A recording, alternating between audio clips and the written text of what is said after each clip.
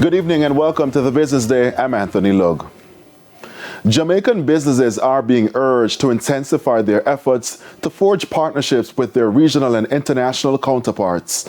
That appeal from State Minister in the Tourism Ministry, Senator Delano Seavright, speaking at the media launch of the Jill Stewart Mobay City Run in St. James Monday. Senator Seavright emphasized that the move to welcome especially Spanish and Mexican investors can enable businesses to become successful players in the tourism linkages industry and expand the nation's reach. It's their default language, and what has happened, Dominicans and Mexicans have a distinct competitive edge.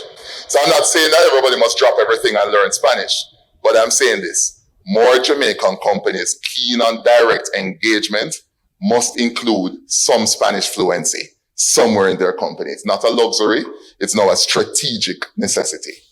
And as a country, a lot more focus needs to be given to language learning, and certainly learning Spanish is very important. But Senator Seavright cautions that while foreign direct investment is vital, efforts should be made to prevent local businesses from being sidelined. We understand the operational difficulties of operating a business in Jamaica. Let's be frank. I mean, the costs are high, there are infrastructure issues, and there are financing gaps and many other issues that can impact. But if you can't deliver consistently, you're going to lose out.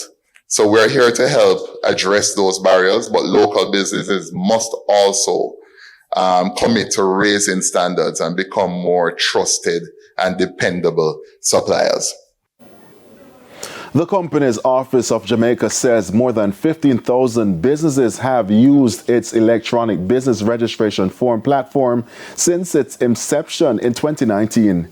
In addition to registering their business, persons can now use the platform for business name renewal and business closure. This was launched last week. The company's office says these features are specifically designed to enhance customer accessibility and promote compliance within the business community. From the classroom to the trading floor, young Jamaican students are getting a head start on the stock market, and they have awards to prove it.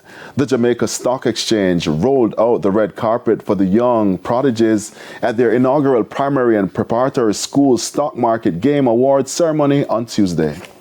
Through this platform, primary schools across Jamaica have been immersed in a hands-on, AI-driven financial education experience, learning to budget, invest, and make sound financial decisions.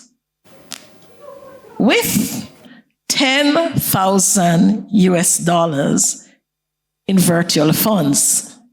The goal of the program is to promote financial literacy in schools by educating students in Jamaica on the value of investing in the stock market and on the importance of starting to save at an early age. Through the launch of the primary school AI animated stock game, Cohort 1 was officially launched with 500 students in Jamaica competing for the grand prize.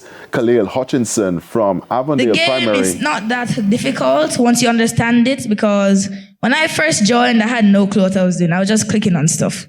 But after I played for like a week, I understand the game, and I just started investing in large companies like Netflix and Tesla.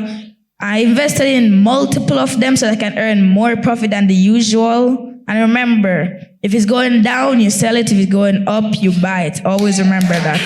You need to always remember that.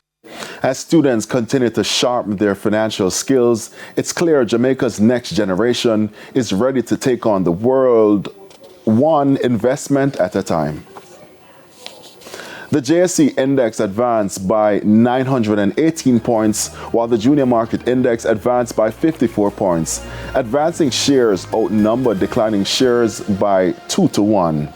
The 63 shares that advanced included Caribbean Assurance Brokers, AMG Packaging and Paper Company, Main Event Entertainment Group, Edufocal, and Epley Caribbean Property Fund. Only 33 shares declined, including Stanley Motor. Ordinary shares, JMMB 9.5% preference shares, Nuts for the Express, Cygnus Credit Investments 8.5% preference shares, and Pulse Investments 18 shares traded firm.